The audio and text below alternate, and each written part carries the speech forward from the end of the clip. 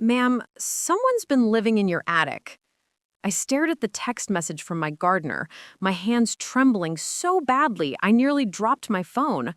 What I discovered next wasn't just a trespasser, it was a betrayal so deep, so calculated, it would destroy my family forever and reveal the monster my own son had become. I'm glad you're here with me. Stay until the end and comment what city you're watching from so I can see how far my story reaches. At 70 years old, I genuinely believed I'd weathered every storm life could conjure. I'd survived the devastating loss of my husband Roland to cancer 15 years ago, raised two sons entirely on my own after that, built a successful career as a high school English teacher, and created a comfortable, peaceful existence in my beloved three-story Queen Anne Victorian home in Willowbrook Heights, a quiet suburb about 40 minutes outside Portland, Oregon. My name is Vivian Castellano, though most people call me Viv. My house, a stunning 1892 masterpiece with original stained glass windows, wrap-around porches, and a turret room that I'd converted into a reading library, was my greatest treasure. I'd purchased it 32 years ago when it was practically falling apart, and Roland and I had spent decades restoring it to its former glory. Every room held memories. Every corner whispered stories of birthday parties, holiday gatherings, late-night conversations with my sons, and quiet Sunday mornings with books and coffee. The house sat on nearly an acre of land, with gardens that I had cultivated with obsessive care for 4 decades. My rose garden alone had over 60 different varieties, each one selected, planted, and nurtured by my own hands. The property had mature maple trees, a stone pathway that wound through beds of perennials, and a small greenhouse where I started seedlings each spring. This house wasn't just where I lived, it was the physical manifestation of my life's work, my love, my identity. That particular morning in late September was deceptively beautiful. I was sitting on the screened back porch of my younger son's home in Charleston, South Carolina, watching golden sunlight filter through ancient oak trees draped with Spanish moss. The air was humid and warm, carrying the scent of jasmine from the garden below.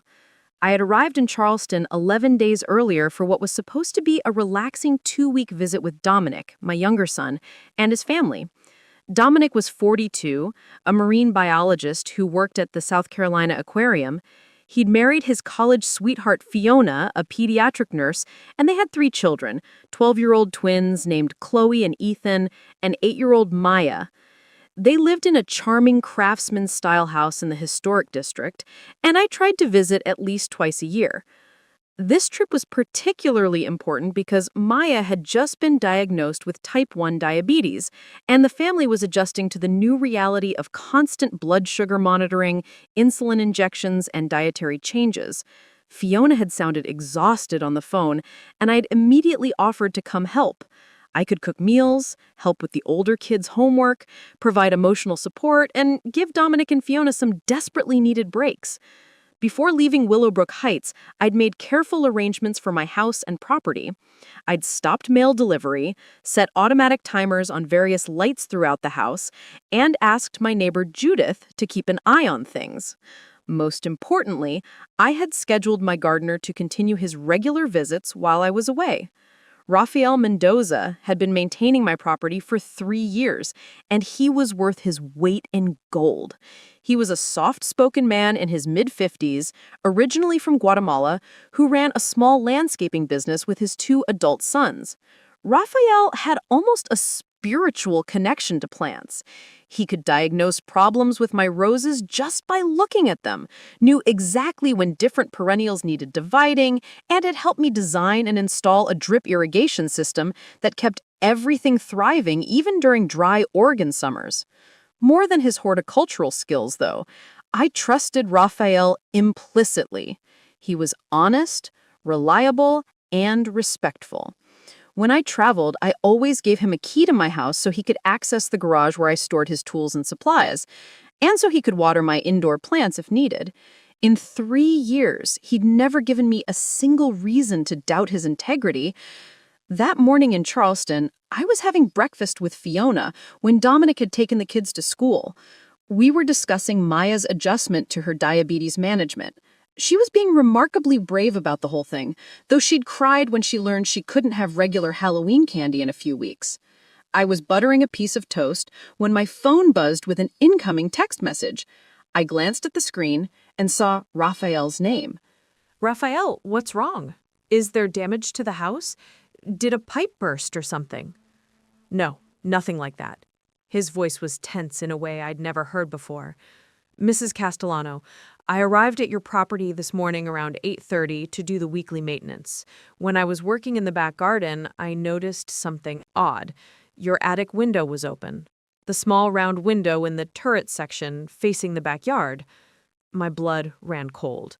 That window is always locked. It's painted shut. It hasn't been opened in years. That's what concerned me. And there was something else. I saw movement up there. Just a shadow, but definitely movement, like someone walking past the window. I gripped the porch railing. Movement? Raphael, are you saying someone is in my house? I wasn't sure, so I decided to investigate. I used the key you gave me and went inside. Everything on the first and second floors looked normal, nothing disturbed, nothing missing that I could see. But then I went up to the third floor, to the attic level. He paused, and I could hear him take a deep breath. Mrs. Castellano, someone has been living in your attic. Not just hiding there temporarily, actually living there. There's a full setup. An air mattress with sheets, pillows, and blankets. A small folding table with a lamp. Food containers, water bottles, snacks.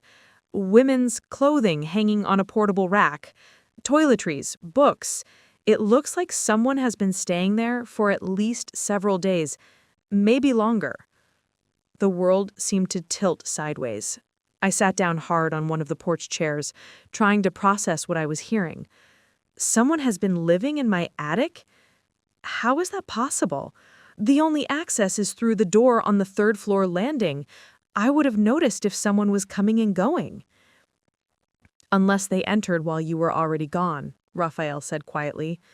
Mrs. Castellano, I think someone waited until they knew you'd be away and then moved in. But how would anyone know I was traveling? I didn't advertise it. I only told family and a few close friends. I don't know, ma'am, but there's more. And this is the part that really concerns me. I found photographs. What kind of photographs? Pictures of your house from different angles. Pictures of your garden. There are photos of you, getting into your car, working in the rose garden, coming back from what looks like grocery shopping. And, Mrs. Castellano, there are photos of your family. Lots of them. My mouth went completely dry. Family photos? From where? Some look like they were taken from social media, printed out on regular paper, but others look like they were taken recently, like surveillance photos. There's a cork board mounted on the attic wall, and it's covered with these images. And there's writing. Names, dates, times. It looks like whoever was staying there was studying your family. I couldn't breathe properly. My vision seemed to narrow to a small tunnel. Raphael, I need you to take pictures of everything you're seeing. Everything. Don't touch anything more than you already have, but document it all. I've already started, Mrs. Castellano. I'm sending them to you now. But there's something else you need to know. What? My voice came out as barely a whisper. There's a notebook. A journal, I think. It's lying open on the table up there, and I can see entries dated within the past week. The handwriting is feminine, and... He hesitated. Mrs. Castellano, I think whoever was staying here left very recently. Like this morning, possibly just before I arrived. There's a coffee cup on the table that's still warm. Horror washed over me in waves. Someone had been living in my house, in my attic, watching my family, and they'd been there that very morning, just hours ago. I'm calling the police, I said, trying to keep my voice steady. Right now, stay there until they arrive, but Raphael, please be careful. If this person comes back, I'll be careful, Mrs. Castellano. I'm going to wait outside in my truck. I've already locked up the house again. Should I call the police from here, or do you want to do it? I'll do it. I'll call the Willowbrook Heights Police Department directly. And Raphael, thank you. Thank you for being observant and for calling me immediately. Of course, Mrs. Castellano. I'm so sorry you're dealing with this. As soon as I hung up, my phone started buzzing with incoming photo messages from Raphael. My hands were shaking so badly I could barely hold the phone steady enough to look at them. Fiona appeared in the doorway. Viv, what's happening? You look like you've seen a ghost.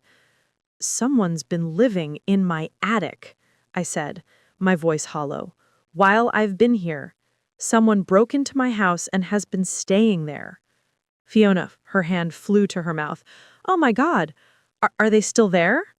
Raphael thinks they left this morning. He's waiting for the police. I looked down at my phone as the photos loaded. He sent pictures. I need to see what he found.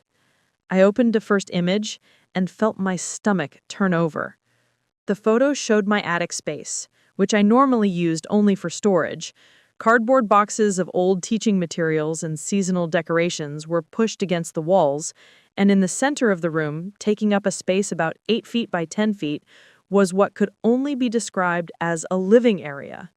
An air mattress took up most of the floor space, made up with sheets that I recognized from my own linen closet, expensive Egyptian cotton sheets in a dove gray color that I had received as a gift last Christmas and had stored in the upstairs hall closet because I already had plenty of bedding. 2 pillows, also from my house, were arranged at the head of the mattress. A lightweight blanket was folded at the foot. A small, battery-operated lantern sat on an overturned plastic storage crate being used as a makeshift nightstand. The second photo showed the folding table Raphael had mentioned. On it was a lamp, a vintage brass lamp that I kept in my guest bedroom, now plugged into it an extension cord that snaked across the floor. There was a coffee cup, as Raphael had mentioned, and a water bottle. Also on the table was a laptop computer, closed, and a charging phone. The third photo made my blood run cold. A portable clothing rack stood against the attic wall, the kind you might buy at a discount store for hanging clothes in a closet with limited space. Hanging from it were at least a dozen pieces of women's clothing. The quality immediately caught my attention. These weren't cheap garments. I could see designer labels even in the photo. A silk blouse in emerald green, a cashmere cardigan in cream, dark wash jeans that looked expensive, a leather jacket, several dresses in different styles. On the floor beneath the rack was a pair of high-heeled boots, designer boots, the kind that cost several $100s. The fourth photo showed personal items arranged on a small shelf. High-end skincare products, makeup, a hairbrush, a small jewelry box. Everything looked expensive and well-maintained.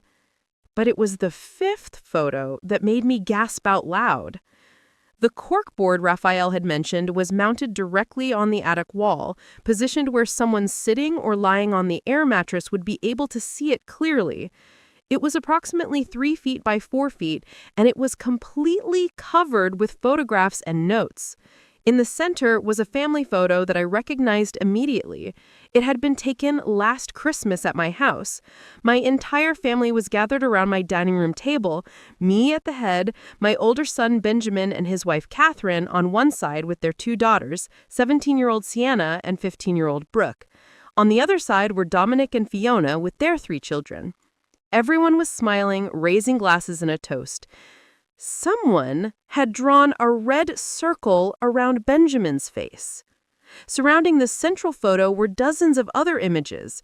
Some I recognized as pictures that had been posted on social media, photos of family gatherings, birthday parties, graduations, but others were clearly surveillance photos taken without our knowledge. There was a photo of me getting out of my car in my driveway carrying grocery bags. Another of me working in the rose garden wearing my old straw hat and gardening gloves.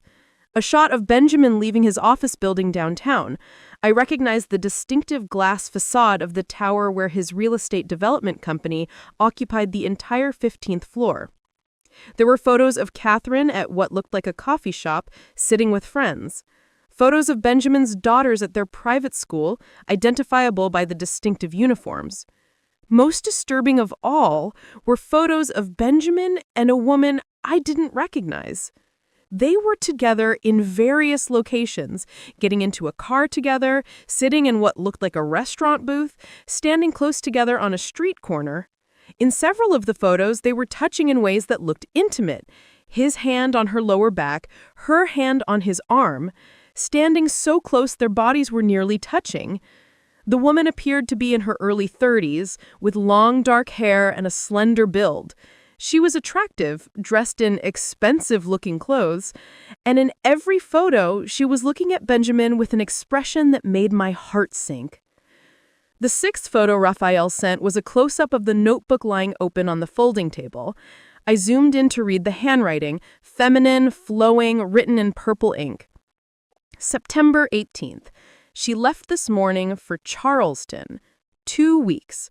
Benjamin confirmed he'll check on the house while she's away. Finally have time alone here.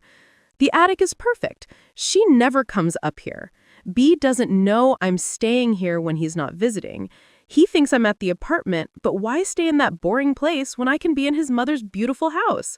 It's like playing pretend that this is my house, my life that should have been mine if Catherine wasn't in the way.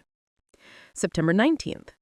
B came by today around noon, said he was checking the house, but really we had 3 hours alone. He's so paranoid about his mother finding out, always worried she'll judge him for leaving Catherine. As if I care what that old woman thinks. When we're married and I'm living here permanently, she'll have to accept reality. September 20th. Spent the morning going through her things. Found her jewelry in the master bedroom. Some of it is quite nice, vintage pieces that B says belong to his grandmother. He promised I could have them eventually. Why wait? I tried on several pieces. They look better on me anyway. September 21st. Catherine called B 6 times today. Pathetic. She knows something's wrong with their marriage, but she's too weak to confront it directly. B says she cries all the time now, asks him why he's so distant. He tells her it's work stress. She believes whatever he tells her. Such a doormat. I couldn't read anymore. My hands were shaking so violently I nearly dropped the phone. Fiona had been reading over my shoulder. Oh my God, Viv! Oh my God, is that talking about Benjamin? Your Benjamin? I couldn't answer. I just stared at the words on the screen, my mind refusing to process what I was seeing. My older son, Benjamin, my firstborn, who I'd raised to be honest and ethical. Benjamin, who had built a successful real estate development business. Benjamin, who had been married to Catherine for 20 years. Benjamin, who had 2 beautiful daughters and a seemingly perfect family life. Benjamin was having an affair, and his mistress had been living in my attic while I was away, using my house as a trysting spot, going through my belongings, wearing my grandmother's jewelry, writing in her journal about how she would someday replace Catherine and live in my home permanently. The 7th photo showed more pages from the notebook, and I forced myself to look even though every word felt like a knife wound. September 22nd. B brought expensive wine today, the kind his mother likes. We drank it in her sitting room, sat on her fancy Victorian couch. He was nervous, kept saying we shouldn't be downstairs where neighbors might see us through windows. But I convinced him it was fine. We made love on his mother's couch. Afterwards, I laughed, thinking about how horrified she'd be. This old woman with her proper manners and her perfect house, she has no idea her precious son is doing this, that he's going to leave his wife for me. September 23rd. Found photo albums in the library. Pictures of B as a child. He was cute, but he looks so much better now. Catherine looked plain even when she was young. I don't understand what he ever saw in her. Found pictures of their wedding. Small ceremony, nothing impressive. When B and I get married, it will be spectacular. I already have the venue picked out. I showed him pictures and he got quiet. Said we need to wait until the divorce is final before making plans. He's such a worrier. Catherine will give him the divorce. She's too weak to fight. The 8th photo showed the corkboard from a different angle, and I could see that someone had created what appeared to be a timeline with string connecting different photos. There were dates written in marker, arrows pointing between images, notes about schedules and routines. Benjamin, office downtown, usually leaves by 7 a.m., returns 6:30 to 7 p.m. weekdays. Catherine, volunteers at hospital Tuesdays, Thursdays mornings, book club Wednesdays. Sienna, debate team practice Mondays, Wednesdays, tutors math on Fridays. Brooke, dance studio Tuesdays, Thursdays, Saturdays mornings. Family dinners Sundays at 6 p.m., usually. Vivian, V, book club first Thursday each month, garden club second Tuesday afternoons, volunteers at the library Wednesday afternoons. Someone had been studying my family's routines with frightening precision, learning our patterns, our schedules, our habits. The 9th photo showed a closet space in the attic that I'd forgotten existed, a small storage nook built into the eaves. Someone had organized it like a mini wardrobe, with shoes lined up at the bottom and clothes hanging from a rod. I could see expensive purses, more designer clothing, jewelry boxes. This wasn't temporary. This was someone who had moved in, who had created a living space, who planned to stay. The 10th and final photo was another page from the notebook, dated just that morning. September 24th. Had to leave early today.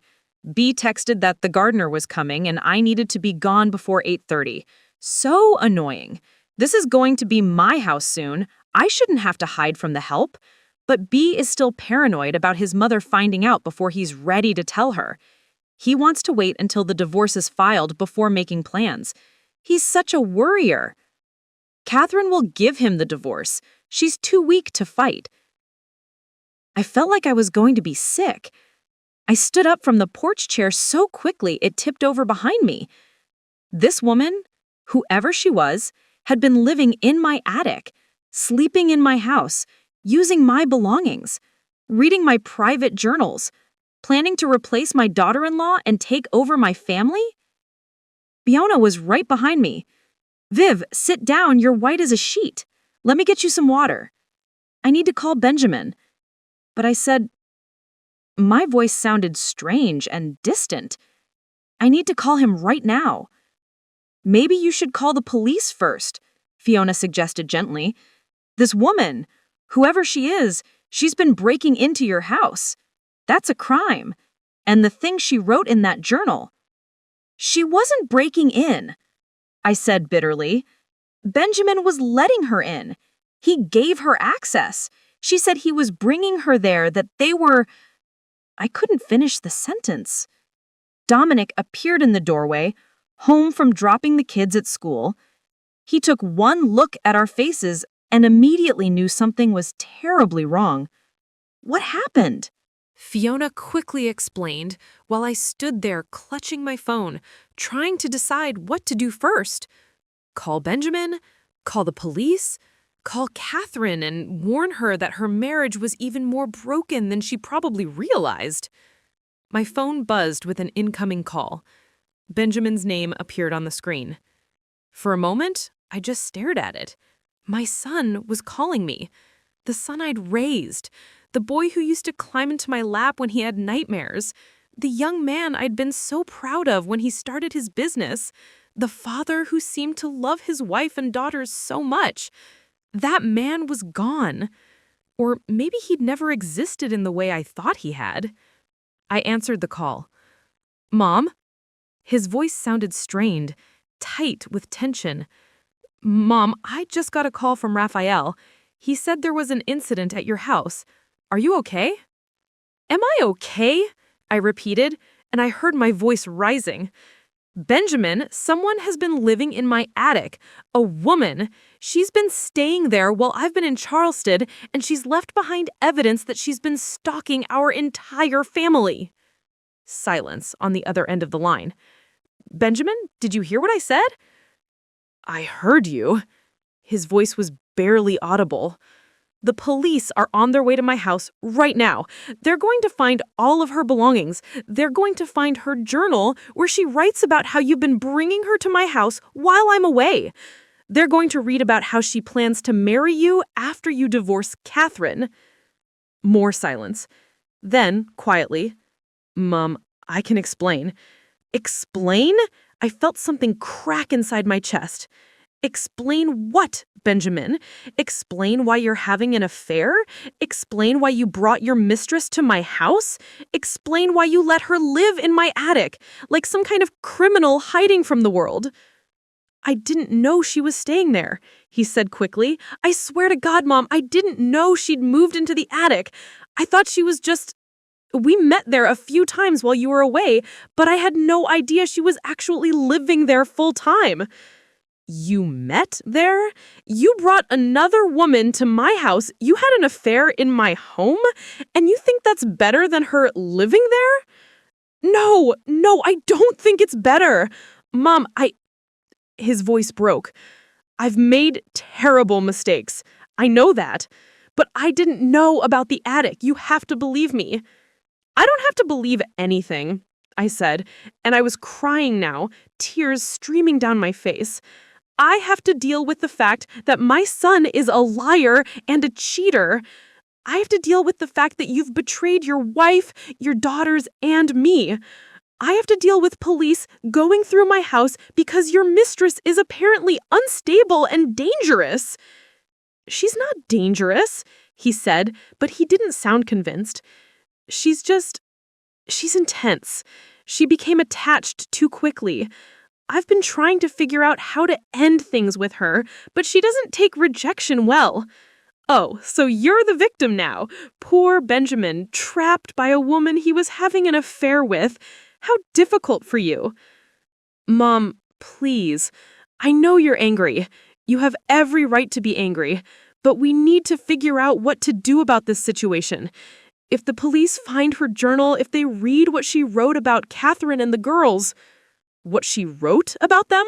I interrupted. Benjamin, she's been photographing your daughters. She has surveillance photos of them at school. She's been tracking everyone's schedules. This isn't just an affair that got messy. This woman is stalking our family. The silence that followed was so long, I thought the call had dropped. Benjamin, are you still there? I'm here. His voice had changed, sounded hollow. What do you mean she has photos of the girls? Raphael sent me pictures of everything in the attic. She has a corkboard covered with family photos, surveillance photos, pictures of you and her together, but also pictures of Catherine, Sienna, and Brooke. She's been watching all of you. Oh, God. He heard me take a shaky breath. Oh, God, I didn't know. She said she understood we had to be discreet. She said she was willing to wait until I was ready to leave Catherine. I thought she was stable, sophisticated. She's a successful person. She runs her own business. I never thought she would... Who is she, Benjamin? What's her name? Another long pause. Then quietly, her name is Corinne. Corinne Ashford. She's an interior designer. We met when I was developing that mixed-use property downtown last year. She was hired to do the model units. Corinne Ashford. Now the expensive clothes made sense. The designer labels, the high-end accessories. An interior designer would know how access to beautiful things, would know quality when she saw it, would know how to create a comfortable living space, even in an attic. How long has this been going on? I asked, though part of me didn't want to know. 8 months, he admitted. It started last January. 8 months. While Catherine thought everything was fine. While those girls believed their family was solid. While I had talked to Benjamin on the phone every few days and never suspected anything was wrong. Does Catherine know? She suspects something. She's been asking questions, saying I seem distant, but I haven't told her the truth. I keep thinking I can fix this, that I can find a way to... To what? To keep both of them? To have your wife and your mistress and your perfect life? No, I don't think it's better. Mom, His voice broke. I've made terrible mistakes. I know that. But me... I closed my eyes, feeling a wave of disappointment so profound it was physically painful. This was my son, my boy, and he sounded like every cliché of a middle-aged man having an affair, blaming his wife for his unhappiness, claiming his mistress made him feel young again, acting like his temporary feelings justified destroying his family. You need to call Catherine, I said firmly, right now, before the police do. You need to tell her what's been happening, and you need to warn her that this Corinne woman might be dangerous. The police won't tell Catherine about the affair, Benjamin protested. They'll just investigate the break-in. Benjamin, they're going to find that journal. They're going to read everything she wrote. It's evidence in a potential stalking case. And even if they try to be discreet, do you really think this stays secret? She's been living in your mother's attic. It's going to come out. I heard him breathing heavily on the other end of the line, processing the implications. He finally said, I need to come to Willowbrook Heights. I need to deal with this in person. Can you get home today? We're looking at flights right now, I said. But Benjamin, I'm not coming home to help you clean up your mess. I'm coming home because a disturbed woman has been living in my house, and I need to make sure it's secure. What you do about your marriage is your problem. Mom, please don't say that. You're my mother. What you need is to take responsibility for your choices. You made this mess. You brought this woman into our lives. You put your wife and daughters at risk by having an affair with someone who turned out to be unstable. You violated my trust by using my home for your affair. What you need is to be an adult and face the consequences. I will. I promise I will. Just please, when you get home, let me come talk to you. Let me explain everything properly. I didn't answer that. I wasn't sure I wanted to hear his explanations. I have to go. I need to call the Willowbrook Heights Police Department and give my statement. And Benjamin, stay away from Corinne. If she's been stalking the family, if she's as unbalanced as that journal suggests, you need to be very careful. I'll handle it, he said, but his voice was hollow. I hung up and immediately looked at Dominic and Fiona, who had been listening to my side of the conversation with expressions of shock and concern. We need to get you home, Dominic said immediately. I'll book flights for all of us. The kids can miss a few days of school. No, I said firmly. Maya just got her diabetes diagnosis. You need to stay here and focus on her care. I'll go back alone. Mom, we're not letting you handle this alone. Your house was broken into. There's a stalker involved. Benjamin is having an affair. This is too much for you to deal with by yourself. I'm 70, not infirm, I said, my voice sharper than I intended. I'm perfectly capable of dealing with this. I'll call you every day with updates, but your family needs you here. Fiona stepped forward and took my hand. Viv, Dominic is right. This is serious. Let us help you. I looked at their concerned faces and felt my resolution waver slightly. But then I thought about 8-year-old Maya, still adjusting to her new reality of insulin injections and blood sugar monitoring. She needed her parents focused on her, not distracted by my problems. I'll be fine, I said firmly, but I need to make some phone calls right now. Can you two look up flights leaving today? Over the next hour, I made a series of difficult calls. First, to the Willowbrook Heights Police Department, where I spoke to a Detective Sarah Brennan, who specialized in property crimes and stalking cases. She was professional and thorough, asking detailed questions about when I'd left town, who had keys to my house, and what Raphael had described finding in the attic. Mrs. Castellano, based on what you're telling me, this sounds like it could be a case of unlawful entry and potentially stalking. We're at your property now, securing the scene. The items in your attic will be documented as evidence. We'll need you to come in and give a formal statement when you return to town. Of course, I'm trying to get a flight home today. Good. In the meantime, I need to ask you something sensitive. Your gardener mentioned finding a journal with entries about a man named Benjamin. Is that your son? My heart sank. Yes. The entries suggest a romantic relationship between your son and the woman who was staying in your attic. I need to know if your son gave this woman permission to be in your house. I closed my eyes. This was it. The moment where I had to either protect my son or tell the truth. Yes, I said quietly. I spoke to my son a short while ago.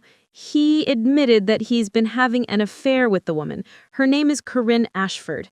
He said he brought her to my house while I was away, but he claims he didn't know she was actually living there. I see. We'll need to speak with your son as well. The fact that he had your permission to be in your house and that he brought Miss Ashford there with him complicates the legal situation somewhat. What do you mean? Detective Brennan sighed. If your son had your permission to enter the house and he brought Miss Ashford with him, it's unclear whether her presence constituted unlawful entry. However, the fact that she stayed there without your knowledge or consent, especially after your son left, and that she was going through your personal belongings, that could constitute trespassing and potentially theft if anything is missing. The surveillance photos and the detailed tracking of your family's movements could support stalking charges. So what happens now? I asked. We'll continue processing the scene. We'll attempt to locate Miss Ashford for questioning. We'll need statements from you, your son, and anyone else who might have relevant information. Mrs. Castellano, I have to ask, do you feel that you or your family members are in danger from this woman? I thought about the journal entries, the obsessive tracking, the photos of Benjamin's daughters, the casual way Corinne had written about going through my belongings, wearing my grandmother's jewelry, planning to take over my life. I don't know, I admitted. Reading her journal entries, she seems unstable, fixated. She truly believes she's going to marry my son and become part of our family. What happens when she realizes that's not going to happen? That's exactly what concerns me, Detective Brennan said. Women in her situations sometimes escalate when they feel they're losing control of the narrative. I'm going to recommend that your daughter-in-law and granddaughters be notified of the situation as a precaution. My stomach clenched. That's going to destroy that family. Mrs. Castellano, with respect, I think that family is already in crisis. Your daughter-in-law deserves to know that someone has been photographing her children and tracking their schedules. She needs to be able to take precautions to keep them safe. She was right, of course. Catherine had a right to know. The girls had a right to be protected. My son should be the one to tell her, not the police showing up at her door. I agree that would be preferable. Can you ensure that happens today, within the next few hours? I'll make sure of it. After hanging up with Detective Brennan, I called Benjamin back. He answered on the first ring. Mom, you need to tell Catherine, today, right now.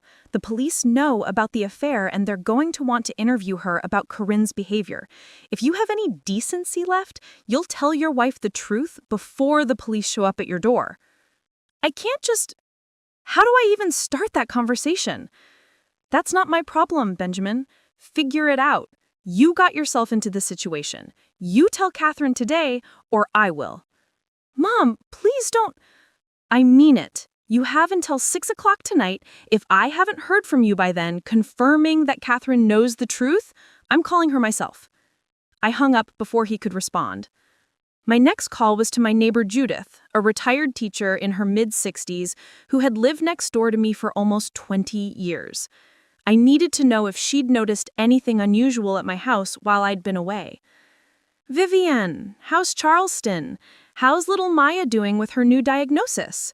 "She's adjusting well, thank you." "Judith, I need to ask you something important. Have you noticed anything odd at my house this past week? Anyone coming or going who shouldn't be there?" "Well, your son has been stopping by regularly.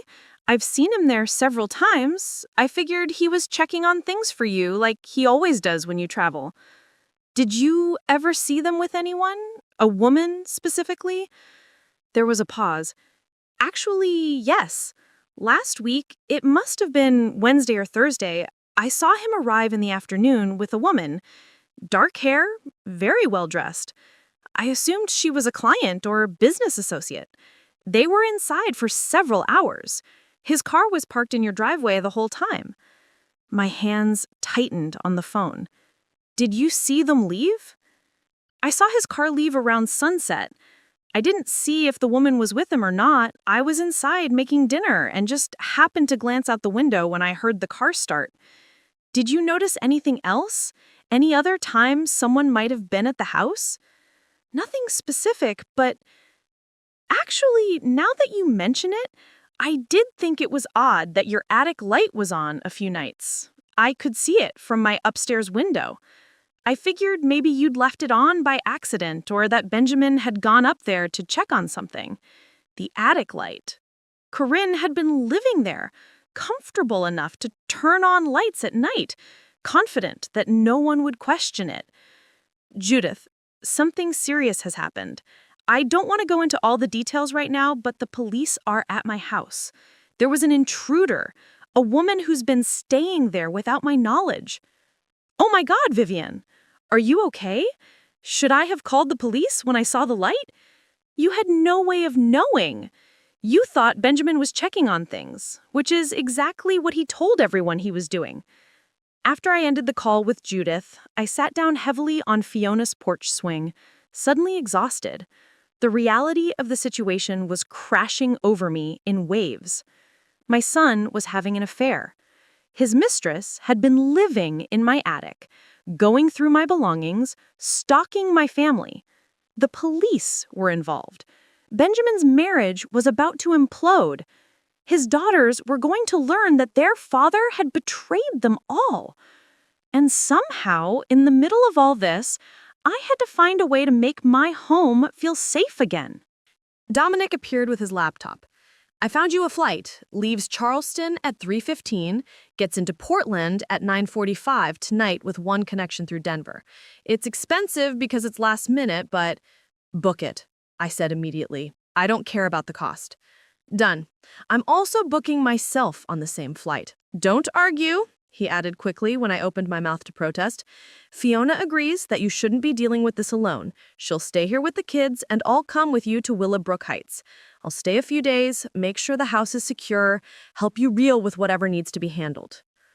I looked at my younger son, his face set with determination, and felt a wave of gratitude wash over me. At least one of my sons still had his integrity intact. "Thank you," I whispered.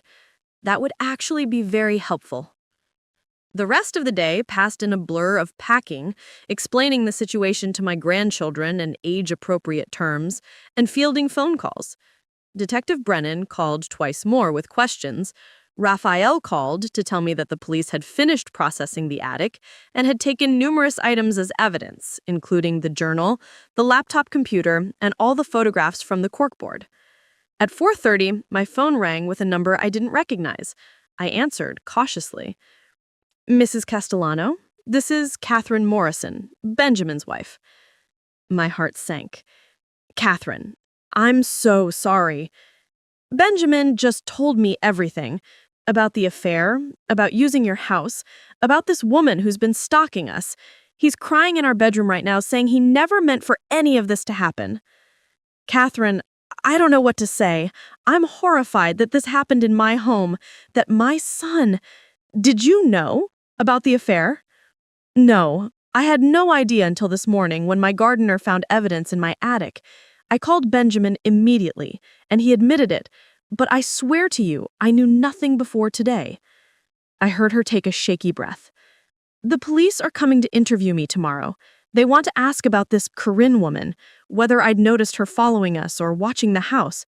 They said she has photographs of my daughters, surveillance photos. I know. I'm so sorry. Stop apologizing for him, Catherine said, and now there was steel in her voice. You didn't do this. He did. Your son did this to our family. She was right. I was apologizing as if I bore responsibility for Benjamin's choices, as if I could somehow make this better through the force of my remorse. You're right, I said quietly. Benjamin made these choices. He's responsible for the consequences. I'm taking the girls to my sister's house in Seattle tomorrow morning. I don't feel safe here, not with this woman potentially watching us. The police said it was a good idea to leave town for a few days until they locate her and assess whether she poses a threat. That's very wise. Benjamin wants to come with us. He keeps saying he needs to protect his family, that he'll fix this. She laughed, but it was a bitter sound. I told him the only way he can help his family right now is to stay away from us while I figure out what I'm going to do. Catherine, if there's anything I can do... There isn't. But, Mrs. Castellano, her voice softened slightly, thank you for telling him he had to be honest with me. He said you gave him an ultimatum, that you threatened to tell me yourself if he didn't. At least someone in his family has integrity. The call ended, and I sat there feeling the full weight of what had happened. A marriage of 20 years was disintegrating. 2 teenage girls were about to have their world shattered. A woman I'd known and respected for 2 decades was fleeing her own home because of my son's choices. At 6 o'clock, Dominic and I left for the Charleston airport. The flight was uneventful, but I couldn't sleep. I kept thinking about what I would find when I got home. Would the attic still smell like Corinne's perfume? Would I be able to walk through my house without imagining her there, going through my drawers, reading my journals, sleeping in my space? We landed in Portland just before 10 p.m. Dominic had arranged a rental car, and we drove through the dark streets towards Willowbrook Heights, arriving at my house around 11:15. The house looked exactly as I had left it. The porch light on, the gardens neat and well-maintained, everything peaceful and normal. But I knew that was an illusion. Nothing was normal anymore. Raphael had left the key in the mailbox as we'd arranged, and I unlocked the front door and stepped inside. Dominic right behind me. Everything on the first floor looked untouched. My living room with its Victorian furniture and collection of first edition books. My kitchen with the vintage stove I'd restored. My sitting room where I spent so many peaceful evenings reading. But according to Corinne's journal, they and Benjamin had been in here, had been on my furniture, had violated my space. Said Dominic gently, let's check the upper floors and then get some sleep. Tomorrow we can deal with everything else. We climbed the stairs to the second floor. My bedroom, the guest rooms, the bathroom, everything appeared normal. But when we reached the third floor landing and I looked at the attic door, I felt my stomach clench. Do you want me to go up first? Dominic offered. No, I need to see it myself. I opened the attic door and climbed the narrow stairs. Dominic followed close behind, turning on his phone's flashlight to illuminate the space. The air mattress was gone, presumably taken by police as evidence. So were most of the personal items, but I could still see the indentation in the carpet where the mattress had been. The folding table was still there, empty now. The portable clothing rack stood bare against the wall. And on the wall where the corkboard had hung, there were small holes from the pins, creating a ghostly outline of where all those photographs had been. She was here, I whispered, right here in my house, living like a parasite while I was away, planning to destroy my son's family so she could take his wife's place. Dominic put his hand on my shoulder. Come on, Mom. Let's go back downstairs. You've been traveling all day and dealing with shock. Tomorrow we'll figure out how to make this right. But as I descended the attic stairs and closed the door behind me, I knew that some things couldn't be made right. Some violations couldn't be undone. Some betrayals couldn't be forgiven. My son had brought a stranger into my home and let her defile my sanctuary. He'd risked his family's safety for an affair with a woman who turned out to be dangerously unstable. He'd lied to me, to his wife, to his daughters. The Benjamin I thought I knew, the honorable, responsible man I'd raised, either had never existed or he'd lost his way so completely that he'd become unrecognizable. As I lay in my own bed that night, staring at the ceiling and listening to Dominic settling into the guest room down the hall, I realized that tomorrow would bring even more revelations. The police would continue their investigation. They would interview Benjamin and Catherine. They would try to locate Corinne Ashford. And I would have to decide what kind of relationship I could have with a son who had shown such profound disregard for everyone who loved him. But what I didn't know yet, what I couldn't have anticipated, was that the discovery of Corinne living in my attic was just the beginning. What I would learn in the coming days would reveal that this wasn't a simple affair gone wrong. It was something far more calculated, far more dangerous, and far more devastating than I could have imagined. I woke the next morning to pale September sunlight streaming through my bedroom curtains and the disorienting sensation that something was terribly wrong. For a moment, I couldn't remember why my chest felt tight with anxiety. Then it all came rushing back. The text from Raphael, the photos of my attic converted into a secret living space, Benjamin's affair, Corinne Ashford's obsessive journal entries. Someone had been living in my house. My son had betrayed his entire family, and I had no idea how deep this nightmare actually went. I checked my phone and saw it was just after 7 in the morning. I had a text from Dominic, sent 20 minutes earlier. Didn't want to wake you, making coffee downstairs. Detective Brennan called. She wants to meet with you at 10 a.m. at the police station. I dragged myself out of bed and went through the motions of showering and dressing, trying to ignore the fact that Corinne probably used the same bathroom, touched the same fixtures, and looked in the same mirror while she was secretly living above me like a ghost I never knew existed. When I made it downstairs, I found Dominic in my kitchen making breakfast. The smell of coffee and toast was comforting, a small piece of normalcy in a world that had tilted sideways. "Morning, Mom," he said, pouring me a cup of coffee without asking. He knew I needed it. "How'd you sleep?" Barely. I accepted the coffee gratefully and sat at my kitchen table, the same table where I'd eaten thousands of meals over the years, never imagining that one day I'd be sitting here processing the fact that my older son had used my home for an affair. What did Detective Brennan say? Just that she has some questions for you and wants to give you an update on the investigation. She mentioned they'd made some discoveries in the evidence they collected from the attic. Dominic set a plate of scrambled eggs and toast in front of me. "You should eat something before we go." I picked at the food, managing a few bites, even though my stomach was in knots. "Have you heard from Benjamin?" Dominic's expression darkened. "He called my cell around 6 this morning. I didn't answer.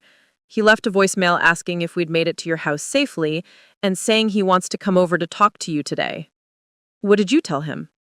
"Nothing yet. I figured I'd let you decide if you want to see him."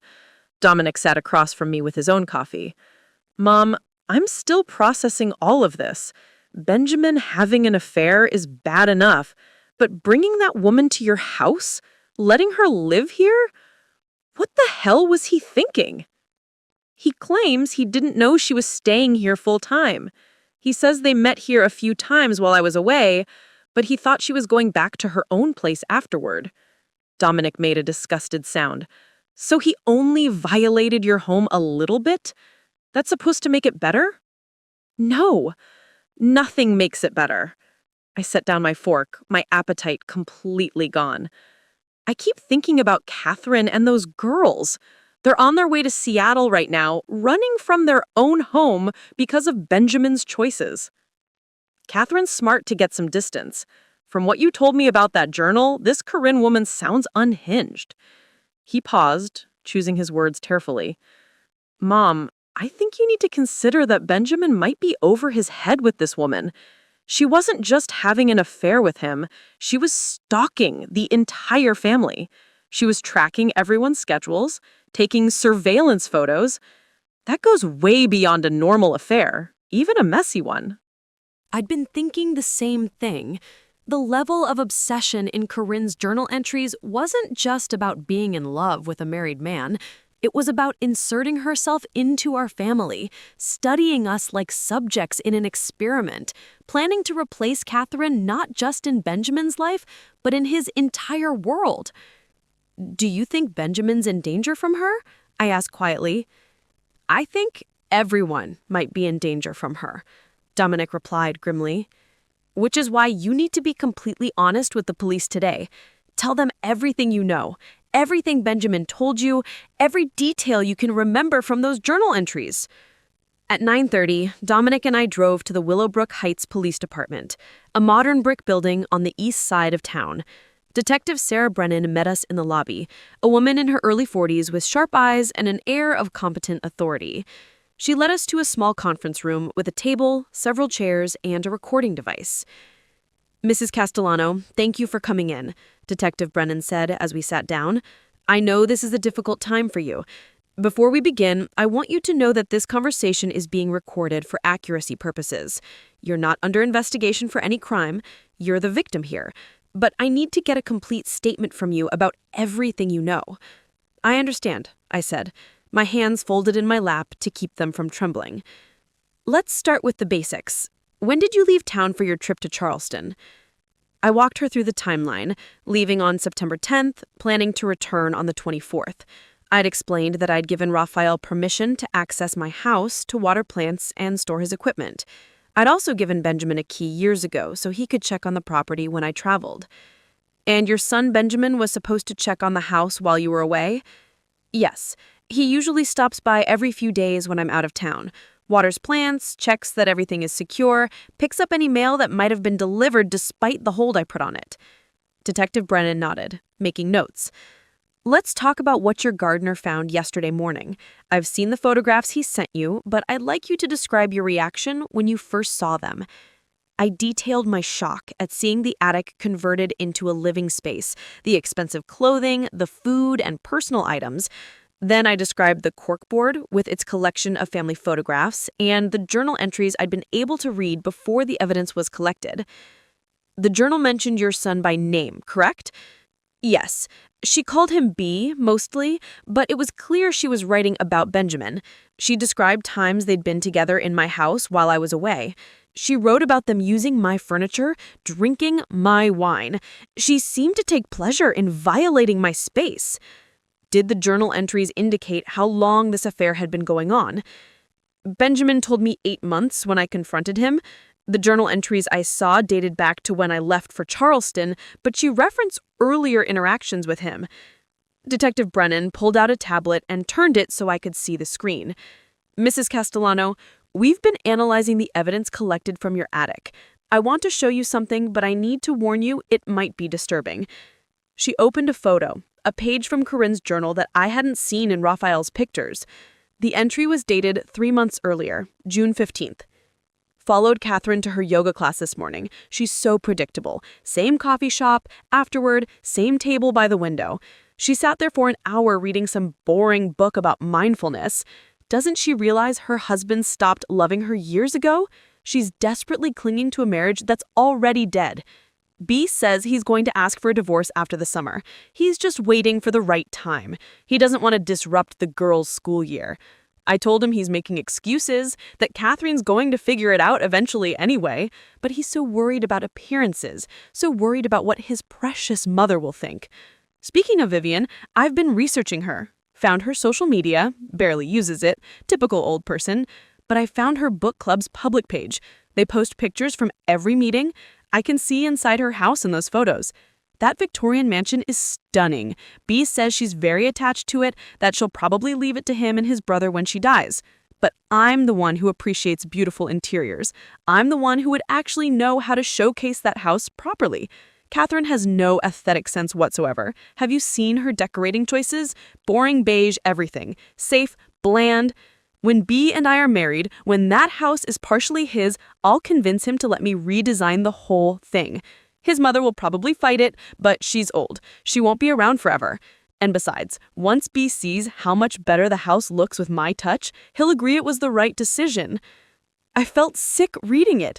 This woman had been planning to redecorate my house, had been researching me, had been following Catherine months before moving into my attic. "There's more," Detective Brennan said quietly. She scrolled to another entry, dated July 23rd. "Drove past B's house last night. All the lights were on. I could see them through the windows. The perfect family having dinner together. Catherine serving food, the girls laughing at something B said. He looked happy. It made me so angry, I had to drive around the block 3 times to calm down.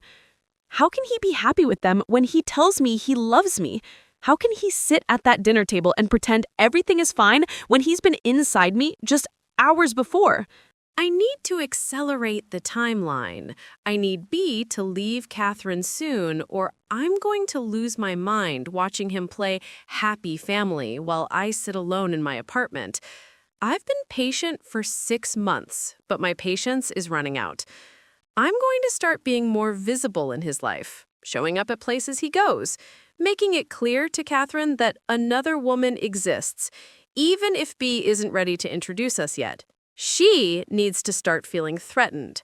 She needs to understand that her comfortable little life is about to fall apart. She was stalking them, I whispered. This wasn't just an affair. She was obsessed. "Keep reading," Detective Brennan said, scrolling to an entry from August 5th. "Success. B finally agreed to let me come to his mother's house while she's away next month. I've been pushing for this for weeks. I told him that I wanted to see where he grew up, wanted to understand more about his family. He's been resistant because he's paranoid about neighbors seeing us together, but I finally convinced him. I have a better plan, though. I'm not just going to visit. I'm going to stay there while she's gone. B doesn't need to know. He can come visit me like we planned, and when he leaves, I'll just remain there. The house is huge. I can set up in that attic space he mentioned, the one his mother never uses. I'll have 2 whole weeks living in that beautiful Victorian, sleeping in the same house where B spent his childhood, going through Vivian's things to understand what made her son into the man he is today. It's perfect. And if anyone asks why I'm not at work, I'll just say I'm taking vacation time to visit family out of state. This is my chance to really understand the Castellano-Morrison family, to become part of it in a way Catherine never could because she doesn't have the intelligence to truly appreciate what she married into." I pushed the tablet away, unable to read anymore. She planned this. The whole thing was premeditated. She knew exactly what she was doing when she moved into my attic. "Yes," Detective Brennan confirmed. "We've gone through the entire journal, Mrs. Castellano. There are over 60 entries spanning from January through yesterday. They show a clear pattern of escalating obsession and stalking behavior. Corinne Ashford wasn't just having an affair with your son. She was systematically inserting herself into your family's life with the intention of replacing your daughter-in-law." Dominic spoke up from beside me. "Have you found her yet, this Corinne woman?" Detective Brennan's expression darkened. "No, that's one of the reasons I wanted to meet with you today. Corinne Ashford has disappeared. We went to the address your son gave us, an apartment in the Pearl District downtown. The landlord let us in with a warrant. The apartment was completely cleared out. No furniture, no personal items, nothing. My blood ran cold. When did she leave? According to the landlord, her lease was up at the end of August, and she didn't renew. She moved out almost a month ago, which means she wasn't living at that apartment at all while she was seeing Benjamin. She'd already moved out before I left for Charleston. She was planning to live in my attic the entire time. That's our assessment. Detective Brennan confirmed. We're trying to track her through financial records and digital footprints, but she's been careful. Her cell phone is turned off or destroyed. Her social media accounts were all deleted yesterday afternoon, right around the time she would have realized her setup in your attic had been discovered. What about her business? Dominic asked. Benjamin said she was an interior designer with her own company?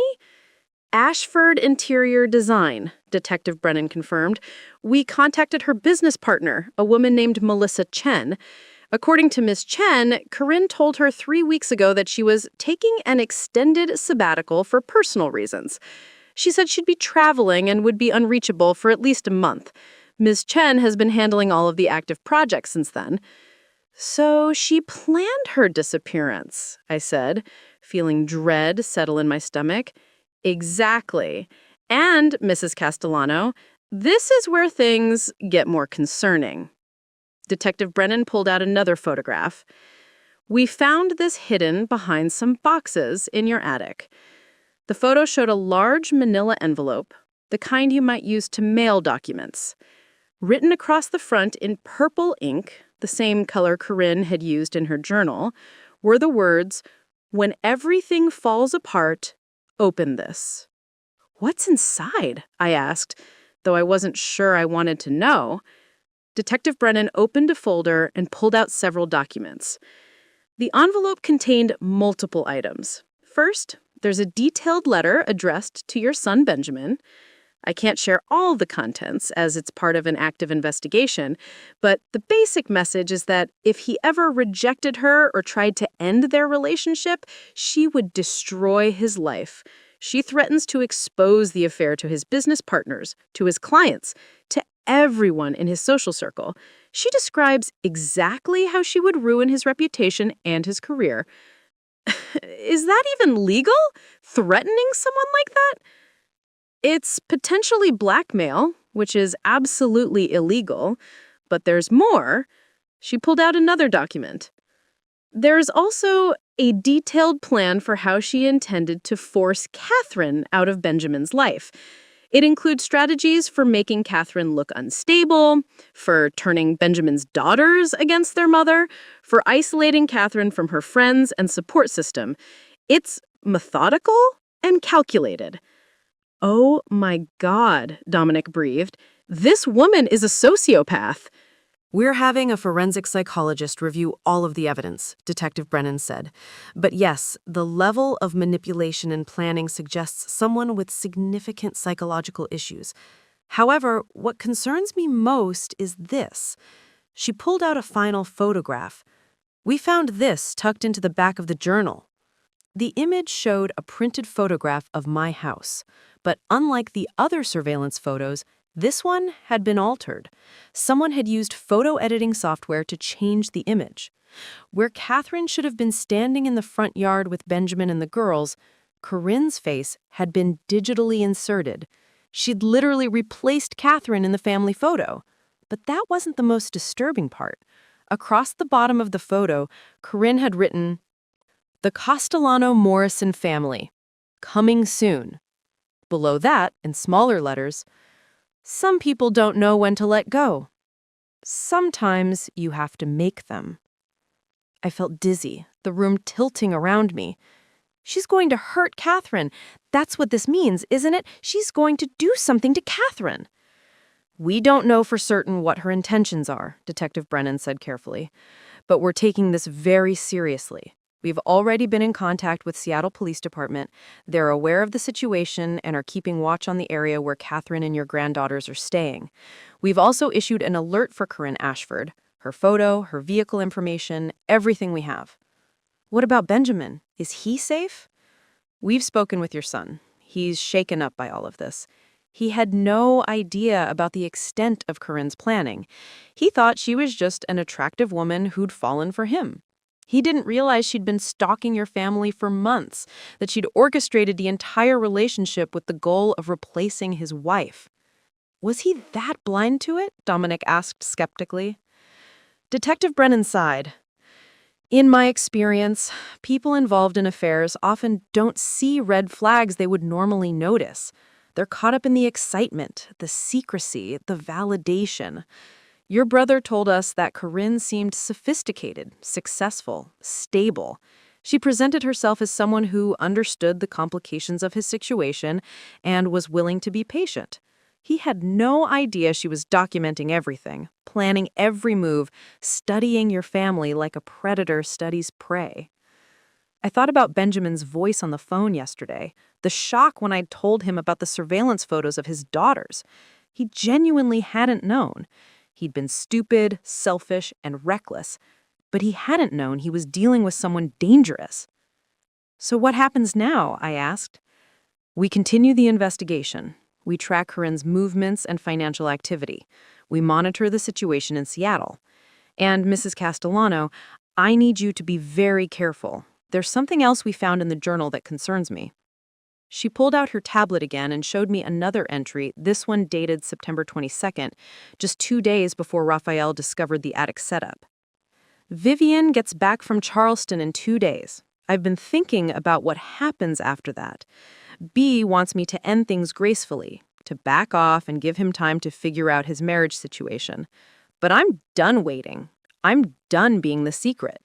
I've spent 2 weeks living in Vivian's house, and I understand her now. She's the problem. She's the one who raised B to be so obsessed with appearances and reputation. She's the one who instilled all these ridiculous values about marriage being sacred and family coming first. If I could just talk to her, make her understand that Catherine isn't right for B, that I'm the one who should be his wife, maybe she could help convince him. Vivian is the matriarch. If I can win her over, everything else will fall into place. B respects his mother's opinion more than anyone. If she accepts me, he'll feel free to leave Catherine. I need to meet Vivian face to face. I need her to see that I'm not the villain in this story. Catherine is, for holding on to a man who doesn't love him anymore. Maybe when Vivian gets back, I'll introduce myself. Not as B's mistress, but as someone who cares about him and wants what's best for him. She's a teacher. Teachers are understanding, empathetic. I can make her understand. Horror washed over me in cold waves. She was planning to approach me, to try to win me over? That entry was written 2 days before your gardener found the attic setup, Detective Brennan said. But we believe that's why Corinne was still at your house that morning. She may have been waiting for an opportunity to intercept you when you returned from Charleston, to introduce herself and try to manipulate you into supporting the affair. That's insane, I said. Did she really think I'd support my son leaving his wife for a woman who'd been secretly living in my attic? People with obsessive disorders often have distorted perceptions of reality.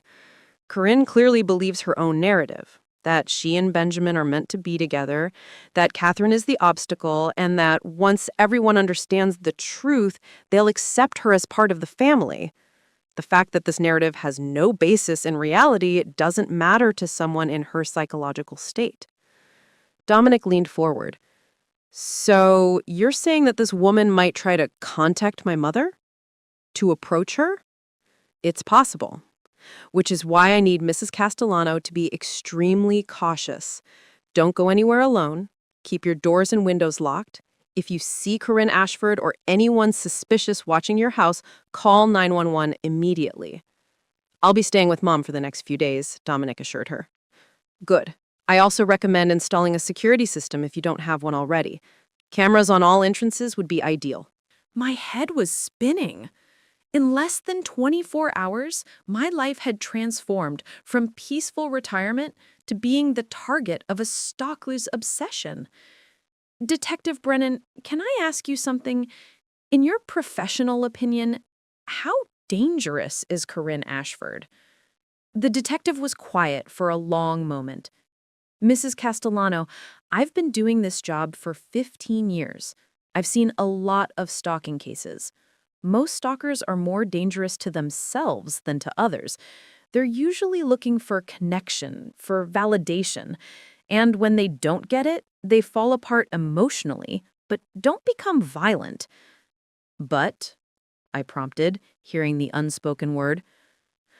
But there's a subset of stalkers who believe they're entitled to the object of their obsession. who see other people as obstacles to be removed, who have spent so much time fantasizing about their desired outcome that they've become detached from reality. The planning we've seen in Corinne's journal, the methodical stalking, the manipulation, these suggest someone who's more calculating than your typical stalker, someone who might be willing to take extreme action to get what she wants. You think she might try to hurt someone? I said. It wasn't a question. I think she's unpredictable, and unpredictable people are always dangerous. We spent another hour at the police station, going over every detail I could remember from the journal entries I'd seen, answering questions about my family's routines and patterns, providing contact information for everyone involved. By the time Dominic and I left, it was almost noon, and I felt emotionally exhausted. "Let's get lunch," Dominic suggested as we got back in the car. "You barely ate breakfast." "I'm not hungry." "Mom, you need to eat. Come on, there's that cafe you like on Maple Street. We'll get sandwiches, sit outside, try to process everything." He was right. I needed to try to maintain some normalcy, to not let this crisis completely consume me. We were halfway through our sandwiches at an outdoor table when my phone rang. Benjamin's name appeared on the screen. I stared at it, not sure I was ready for this conversation. "You have to talk to him eventually," Dominic said quietly. I answered, "Hello, Benjamin?" Mom, the police just left. They told me everything they found in Corinne's journal. All the planning, the stalking, the threats. I had no idea. I swear to God, I had no idea she was like this." "That's not an excuse for what you did," I said, my voice harder than I had intended. I know it's not. Mom, I've destroyed everything. My marriage, my relationship with my daughters, your trust. And now Catherine and the girls are in danger because of my stupidity." "Yes," I said simply. There was no point in sugarcoating it. "I'm so sorry. I don't know how to fix this." "You can't fix it. Some things can't be fixed. They can only be endured and learned from." There was a long silence. Then quietly, "Can I see you? Please? I need to talk to you face to face. I need you to understand how this happened." I looked at Dominic, who was watching me with concern. I don't know if I'm ready for that conversation. "Please, Mom. I know I don't deserve your forgiveness, but I need you to know the truth about everything. Not just the affair, but—" He paused. "There are things I haven't told you yet. Things about Corinne that I'm just now realizing were warning signs I ignored."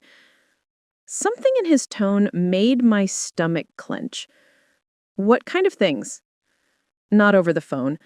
Please, can I come to your house this afternoon?" I closed my eyes, torn between the need to hear the full story and the desire to maintain distance from my son's mistakes. "Fine. Come at 3 o'clock. Dominic will be here too." "Thank you, Mom. Thank you." After hanging up, I looked at Dominic. He says there are more things we need to know about Corinne, things he hasn't told us yet. Dominic's expression was grim. I'm not sure I want to know what could be worse than what we've already learned. But as it turned out, we were about to discover that Corinne Ashford's obsession with Benjamin and our family went far deeper than anyone had realized, and the danger we all were in was much more immediate than Detective Brennan had suggested. Because while we were sitting in that cafe having lunch, Corinne Ashford was already in Willowbrook Heights. She'd been watching us from across the street, taking photographs, making plans. And she was done hiding. Benjamin sat heavily, and Dominic took a position standing behind my chair, arms crossed, every inch of his body language radiating disapproval of his older brother. "I don't know where to start," Benjamin began. "Start at the beginning," I said coldly. "Tell us how you met this woman and why you thought it was acceptable to bring her into our family's life." Benjamin took a shaky breath. "We met last October, just over a year ago. My company was developing that mixed-use property downtown, the one with retail space on the ground floor and luxury condos above. Corinne's interior design firm was hired to stage the model units. She was professional, talented, impressive. We had several meetings about the project, and I found myself looking forward to them more than I should have. "So you were attracted to her," Dominic said flatly. "Yes, but I didn't act on it at first. I knew it was wrong. I was married. She was a business contact. But she was so different from Catherine. Dynamic, exciting. She talked about art and architecture and had opinions about everything. She made me feel alive in a way I hadn't felt in years." "So your wife was boring and your mistress was exciting," I said, not bothering to hide my disgust. "How original." Benjamin flinched. "It wasn't like that. Or maybe it was. I don't know anymore. Mom, I'm not trying to justify what I did.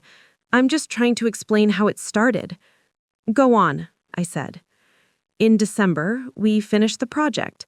I should have ended all contact with her, but I didn't. I found excuses to call her, to meet for coffee, to discuss potential future projects. By January, we'd crossed the line. We started the affair." 8 months ago, I said, remembering what he'd told me on the phone. "Where did you meet? Hotel rooms? Her apartment?" "At first, yes. Hotels, mostly. Anonymous places where no one would recognize us. Corinne seemed to understand the need for discretion. She said she'd been involved with a married man before and knew how these things worked. That caught my attention. She'd done this before, had an affair with a married man. She said it was years ago, when she was younger. She made it sound like ancient history. But Mom, after the police showed me her journal yesterday, I started thinking about things she'd said, connections I should have noticed but didn't." "What kind of connections?" Dominic asked. Benjamin pulled out his phone. "Last night, I couldn't sleep. I kept thinking about how Corinne had researched our family so thoroughly, how she'd planned everything so carefully. So I started doing my own research on her. And I found something."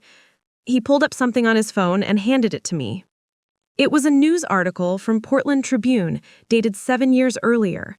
The headline read, "Interior designer arrested in stalking case." My blood ran cold as I read the article. Corinne Ashford, 28, was arrested yesterday on charges of stalking and harassment after allegedly conducting a months-long campaign of intimidation against Rebecca Hartwell, the wife of prominent architect Marcus Hartwell. According to court documents, Ms. Ashford had been having an affair with Mr. Hartwell and refused to accept the end of the relationship. She allegedly sent threatening messages to Mrs. Hartwell, vandalized the couple's property, and was caught breaking into their home. Ms. Ashford's attorney claims the charges are exaggerated and that her client was simply trying to maintain contact with Mr. Hartwell after an emotional relationship ended badly. I looked up at Benjamin, horror washing over me. She'd done this before. Exactly this. An affair with a married man, obsessive behavior, stalking the wife. "Keep reading," Benjamin said quietly. I scrolled down to find a follow-up article from 3 months later. Charges dropped in Ashford's stalking case. Prosecutors have dropped all charges against interior designer Corinne Ashford after the alleged victim, Rebecca Hartwell, declined to testify. Sources close to the case suggest that Mrs. Hartwell wished to move past the incident and focus on repairing her marriage. Ms. Ashford's attorney released a statement saying her client was grateful for the opportunity to put this misunderstanding behind her and move forward with her life and career. "She got away with it," Dominic said, reading over my shoulder. "She terrorized that woman and faced no consequences." "I found more," Benjamin said, taking his phone back and pulling up another article. This is from 9 years ago from Seattle. Another news story, another married man, another devastated wife. This time, Corinne had been fired from a design firm after it was discovered she was having an affair with one of the partners. The partner's wife had obtained a restraining order after Corinne allegedly showed up at their home claiming to be pregnant with the man's child, a claim that turned out to be false. 3 times, I said, my voice hollow. This is the 3rd time she's done this. Gone after a married man, become obsessed, stalked the family. That I could find, Benjamin said. There might be more. The pattern is always the same. She targets successful, married men in the architecture and design world.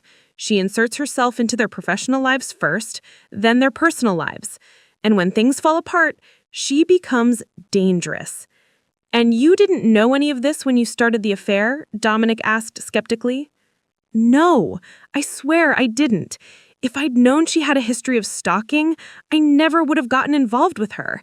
But she was so good at presenting herself as stable and professional, and I was so stupid and selfish that I didn't bother to look deeper.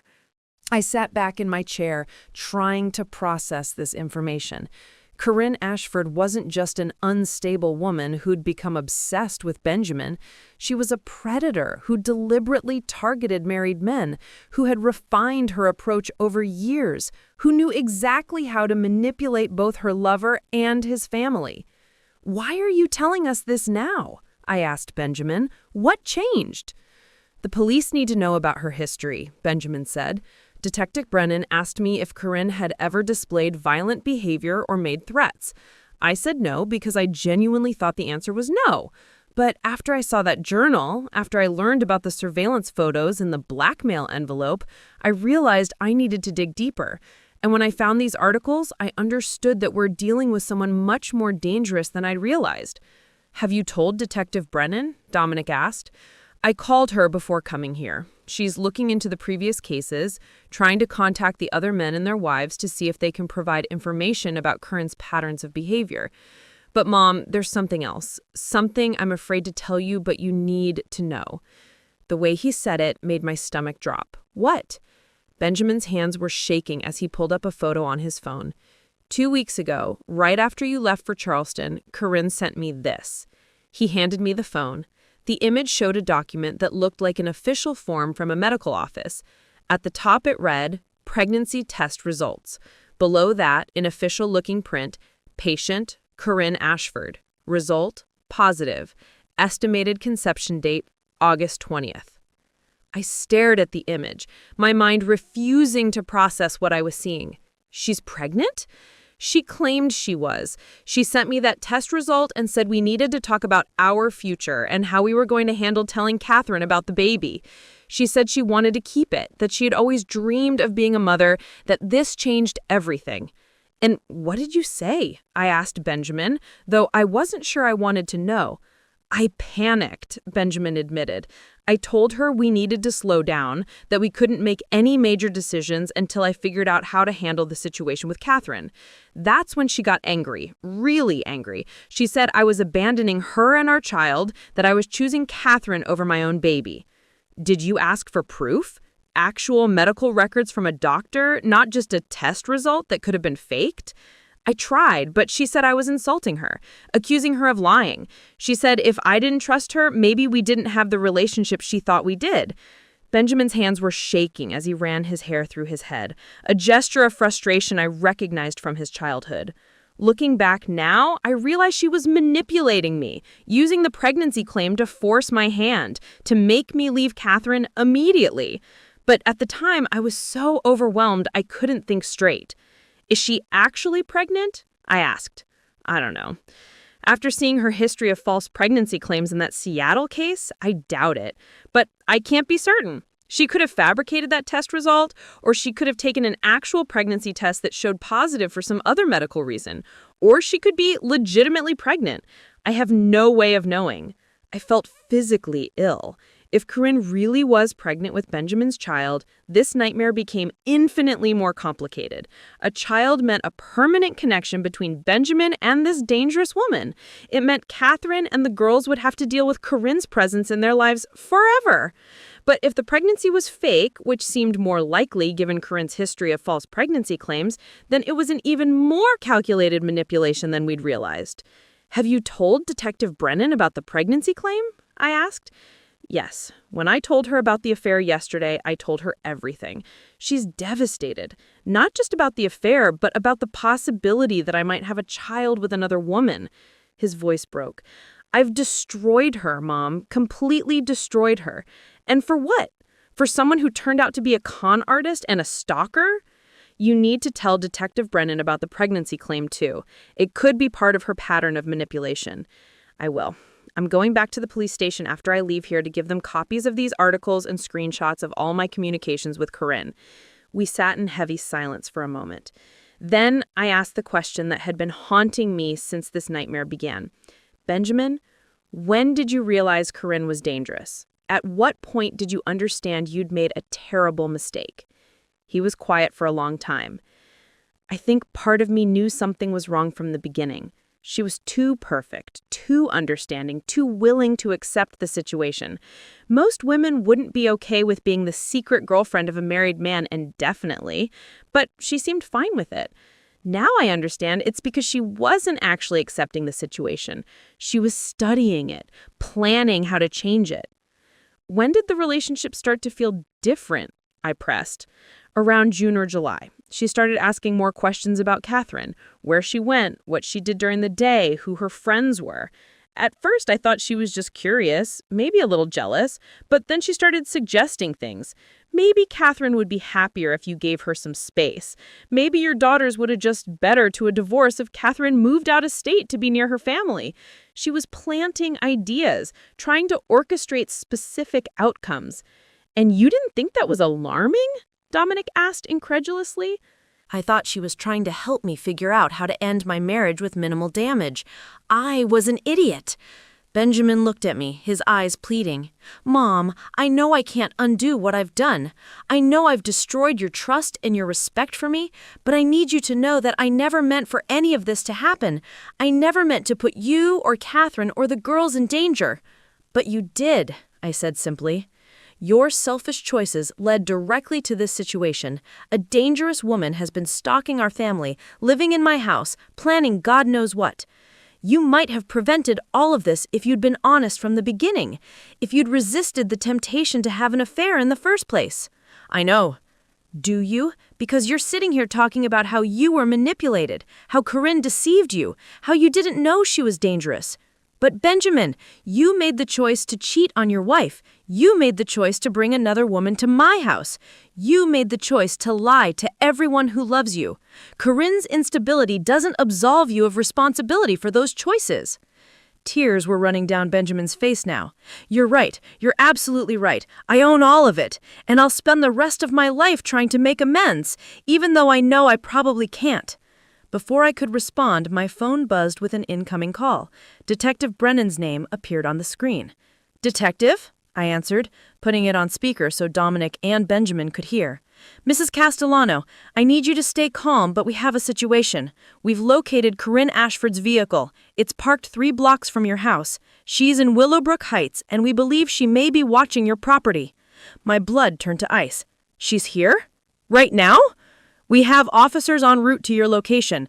I need you to lock all your doors and windows immediately. Don't go outside. Don't answer the door for anyone except uniformed police officers. Do you understand? Yes, I said, my voice shaking. Is anyone there with you? My son Dominic and Benjamin just arrived. Good. Stay together. We're sending units to your house right now. They should be there within 5 minutes. The call ended, and for a moment, the 3 of us just stared at each other in shock. Then, Dominic sprang into action. I'll check all the windows and doors. Benjamin, help me. They rushed through the house while I sat frozen in my chair, my heart pounding. Corinne was here. She was in my neighborhood, watching my house, planning something. I thought about the journal entry Detective Brennan had shown me, Corinne's plan to approach me, to try to convince me to support her relationship with Benjamin. Was that what she was planning to do now? Simply knock on my door and try to win me over? Or was it something more sinister? Dominic and Benjamin returned to the living room. Everything's locked, Dominic reported. All the doors, all the windows, we're secure. We should move away from the windows, Benjamin said, glancing nervously at the large bay window that faced the street.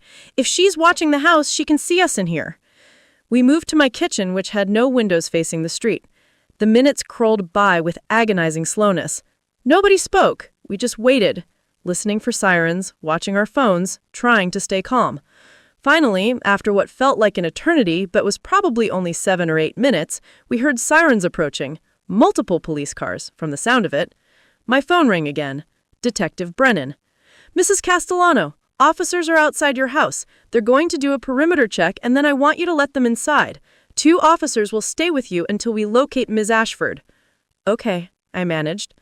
A knock came at the front door. Police! Mrs. Castellano! Dominic went to the door and looked through the peephole before opening it. 2 uniformed officers entered, both young and professional-looking. Mrs. Castellano, I'm Officer Martinez, and this is Officer Chen.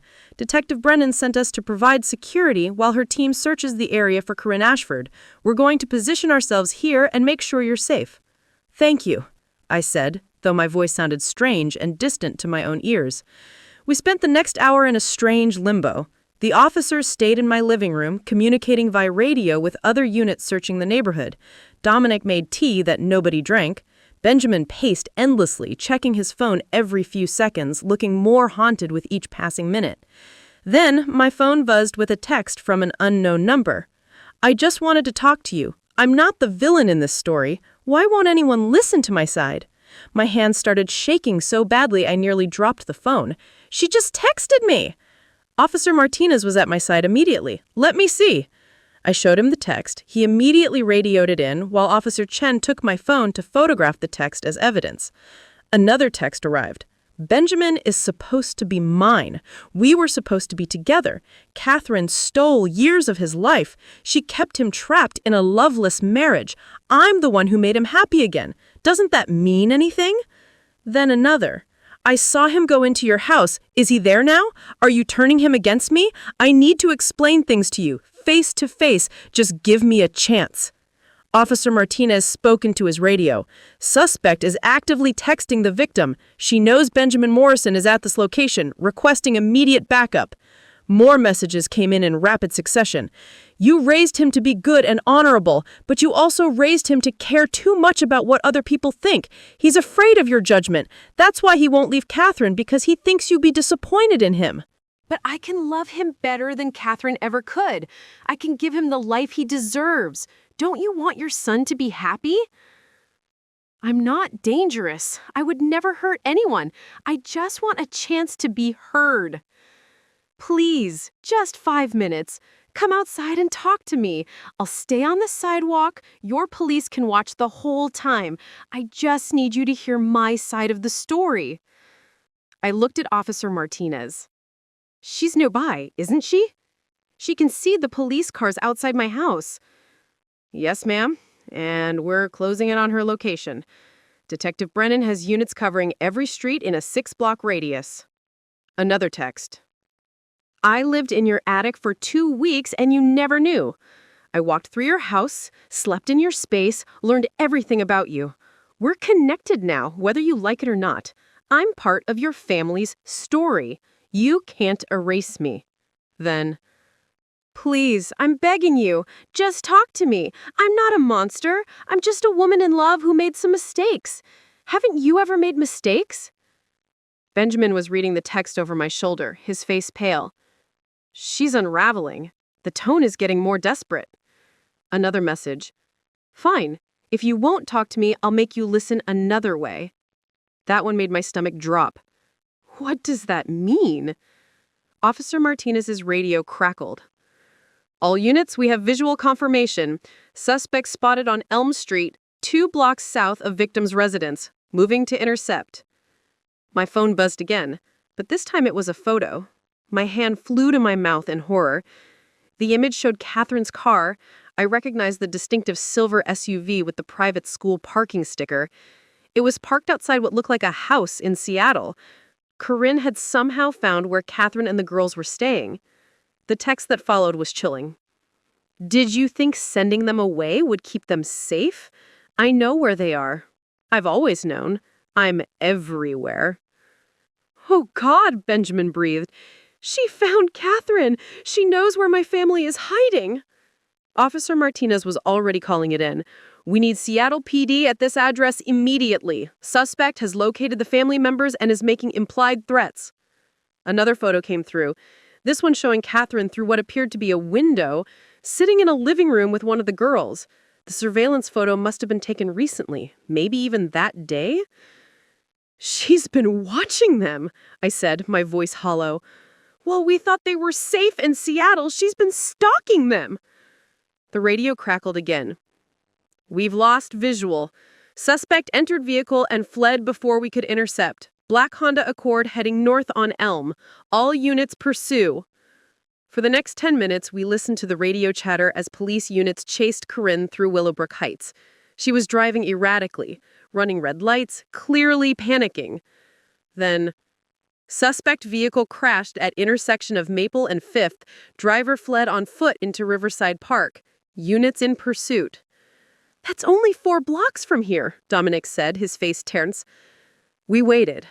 The silence in my kitchen broken only by the crackle of police radios and the sound of distant sirens. Finally, after what felt like hours but was probably only 15 minutes, suspect in custody. Repeat, Corinne Ashford is in custody. No injuries to officers or suspect. The relief that washed over me was so intense, I actually felt dizzy. Officer Chen noticed and guided me to a chair. "It's okay, Mrs. Castellano, it's over. They have her." But even as I sat there trying to catch my breath, I knew it wasn't really over. The legal process would take months. Benjamin's marriage might never recover. Catherine and the girls would live with the trauma of being stalked. And I would have to find a way to feel safe in my own home again, knowing that a disturbed woman had lived in my attic, touched my belongings, slept above my head while I was away. Nothing would ever be quite the same. 3 months later, I sat in a courtroom watching Corinne Ashford's sentencing hearing. She'd accepted a plea deal rather than go to trial, pleading guilty to stalking, criminal trespass, harassment, and making terroristic threats. The prosecutors had used her history of similar behavior in previous cases to argue for maximum sentencing. Corinne looked different than she had in the photos from my attic. Her hair was shorter, pulled back in a simple ponytail. She wore a plain gray suit instead of designer clothes. She looked somehow smaller, less threatening. But when the judge asked if she had anything to say before sentencing, I saw the same obsessive gleam in her eyes that had been evident in every page of her journal. "Your Honor, I'm not a criminal. I'm a woman who fell in love with a man who is already in a relationship. Yes, I made some poor choices about how I handled that situation, but I never intended to harm anyone. I was simply trying to fight for the relationship I believed I deserved." The judge, a stern woman in her 60s named Patricia Aldridge, looked unimpressed. "Miss Ashford, you broke into Mrs. Castellano's home and lived there for no reason. You stalked multiple members of this family, including 2 minor children. You created detailed plans to destroy a woman's marriage and reputation. You threatened to ruin Mr. Morrison's career and business if he didn't comply with your demands. These are not the actions of someone who believes she's entitled to control other people's lives." Judge Aldridge sentenced Corinne to 4 years in prison, followed by 5 years of supervised probation with mandatory psychiatric treatment. She was also given a permanent restraining order prohibiting any contact with our family. As the bailiffs led Corinne out of the courtroom, she turned and looked directly at me. For just a moment, I saw pure hatred in her eyes. Then she was gone, and I could finally breathe again. Catherine sat beside me in the courtroom, having driven down from Seattle for the sentencing. She'd filed for divorce from Benjamin 2 weeks after Corinne was arrested. The proceedings were ongoing, but Catherine had made it clear that reconciliation was not an option. "She'll be out in 2 or 3 years with good behavior," Catherine said quietly as we left the courthouse. "And then what? She'll come after your family again?" "The restraining order will remain in effect," I assured her, though I shared her concerns, "and she'll be monitored during her probation. If she violates any conditions, she goes back to prison." "I hope you're right." Catherine paused on the courthouse steps, looking out at the gray November sky. "Vivian, I want you to know that I don't blame you for any of this. You were as much a victim as I was." "Thank you for saying that. But Catherine, I'm still Benjamin's mother. And I'm sorry for what my son did to you and those girls. Your son is an adult who made his own choices. You didn't make them for him." She gave me a sad smile. "The girls ask about you sometimes. They miss you. Would it be okay if I brought them by to visit sometime? I don't want them to lose their grandmother because their father made terrible decisions." I felt tears sting my eyes. "I would love that. Anytime." We hugged on those courthouse steps, Two women who had been victimized by the same predator, finding comfort in each other despite the pain Benjamin had caused us both. Benjamin himself wasn't at the sentencing. His lawyer had advised against it, saying his presence might inflame things. He'd been living in a rental apartment since Catherine kicked him out, going to therapy twice a week, trying to rebuild some semblance of his life. His business had survived, but his reputation had taken a serious hit when word of the scandal spread through his professional circles. He called me every week, trying to maintain some connection with me, but our conversations were stilted and uncomfortable. I'd forgiven him in the sense that I no longer felt active anger toward him, but I hadn't forgotten. Trust, once broken so completely, might never be fully restored. As for my house, it had taken weeks before I could walk into the attic without feeling violated. I'd had Raphael help me completely clear out the space, donating or throwing away everything that had been up there. I'd hired a cleaning service to deep clean every surface. I'd installed a security system with cameras covering every entrance, including the attic window. Slowly, my home had begun to feel like mine again. On Thanksgiving, 4 months after that terrible text from Raphael, I hosted dinner for a smaller group than usual. Dominic and his family came up from Charleston. Catherine brought Sienna and Brooke. My neighbor Judith joined us, as did Raphael and his wife Maria, because if it hadn't been for Raphael's observant eye that September morning, who knows how long Corinne's surveillance of my family might have continued. Benjamin was not invited. He understood why, though I knew it hurt him to be excluded from the family gathering. Maybe next year things would be different. Maybe with time and continued therapy and genuine efforts at making amends, we could rebuild some version of our relationship. But this year I needed to be surrounded by people I could trust, people who hadn't betrayed me, people who made me feel safe in my own home. As we sat around my dining room table, the same table that had appeared in Corinne's doctored photograph, I looked at the faces of my family and friends and felt something I hadn't felt in months. Peace. The nightmare was over. Corinne was behind bars, my family was safe, and while the scars of what we'd endured would never fully disappear, we were healing. Raphael raised his glass in a toast to Vivian for her strength and courage through an impossible situation. Everyone lifted their glasses, and I felt tears prick my eyes, but this time they were good tears, grateful tears. "Thank you," I said, my voice thick with emotion. "Thank you all for standing by me, for helping me reclaim my home and my peace of mind. I couldn't have gotten through this without you." Later that evening, after everyone had left and I was alone in my quiet house, I climbed the stairs to the 3rd floor. I stood in front of the attic door for a long moment, then opened it and looked up the narrow staircase. The space above was empty now, just storage boxes and old furniture like it had always meant to be. No air mattress, no surveillance photos, no journal filled with obsessive plans. Just an empty attic in an old Victorian house where a 70-year-old woman lived in peace. I closed the door and locked it, then returned to my bedroom. As I got ready for bed, I thought about how much had changed in just a few months. I'd discovered depths of betrayal I never imagined possible from my own son. I'd been victimized by a predator who had violated my home and my sense of security. I'd watched my daughter-in-law's marriage crumble and seen my granddaughters traumatized by their father's choices. But I'd also discovered my own resilience, my capacity to stand up for what was right, even when it meant holding my own son accountable. My ability to form alliances with other victims and fight back against someone who wanted to destroy my family. I'd learned that at 70 years old, I was still capable of being strong, fierce, and uncompromising when it mattered most. As I turned off my bedside lamp and settled into bed, I felt truly safe in my home for the first time since receiving Raphael's text that September morning. The nightmare was over, and I had survived. Thank you for following Vivian's story. What would you do if you discovered someone had been living in your home without your knowledge? Have you ever dealt with a situation where you had to hold a family member accountable for their actions? Comment below with your thoughts, and don't forget to tell us what city you're watching from. If you enjoyed this story, check out our other videos about family betrayal, justice, and the strength it takes to protect the people you love.